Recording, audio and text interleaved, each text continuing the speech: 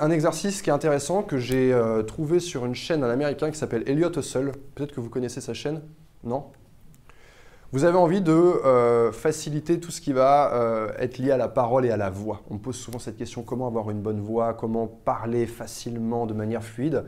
Et il fait un exercice qui est très très bon. Vous allez en fait votre voix, si vous voulez, c'est votre corps, c'est une caisse de résonance. Et vous allez avoir envie de faire résonner votre voix. Vous allez avoir envie d'utiliser tout l'espace d'air pour pouvoir porter loin. Et ce qu'il fait, c'est ça. C'est-à-dire qu'il commence comme ça, il se met sur ses... il va essayer de travailler son ancrage au sol. Et ce que je fais avec mes pieds là, je fais vibrer mon corps, ok? Je fais vibrer mon corps, faites-le en même temps que moi. Faites-le en même temps que moi. Je veux que vous sentiez en fait chaque partie de votre corps, votre ventre, vous devez sentir la vibration du sol. Et vous allez ouvrir votre bouche. Et vous devez sentir, et continuez à le faire, vous devez sentir en vrai, que c'est relié, vous devez sentir la colonne d'air en fait.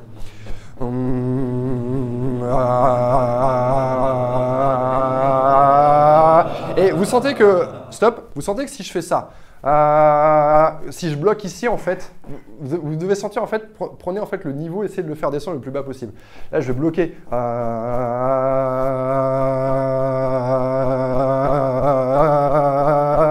J'essaie d'aller résonner le plus bas possible en fait. Comme si le centre de là où ça résonnait, vous le faites passer d'ici à ici. Plus vous allez être capable, par votre respiration et par la relaxation que vous allez avoir, à parler avec le bas, moins vous allez vous fatiguer et plus vous allez avoir une voix, vous voyez là je la fais résonner, qui est un peu plus caverneuse, qui est un petit peu plus grave et c'est vachement plus intéressant à écouter. Essayez de le faire, vous partez d'en haut, vous bloquez volontairement ici. Ok, quand je vais parler ici, comme ça, je vais avoir une voix un petit peu plus aiguë, un peu moins intéressante et vous essayez, moi c'est dur parce que je parle en même temps, mais vous essayez de décontracter et de faire descendre, allez-y.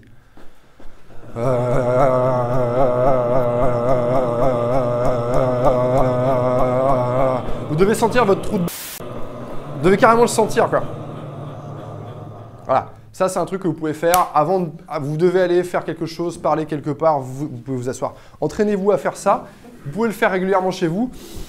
Vous n'êtes pas obligé de sauter, vous pouvez juste faire, si le contexte s'y prête pas, vous pouvez juste faire...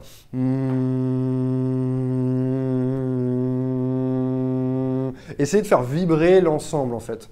C'est quelque chose qui va vraiment vous permettre d'échauffer votre voix.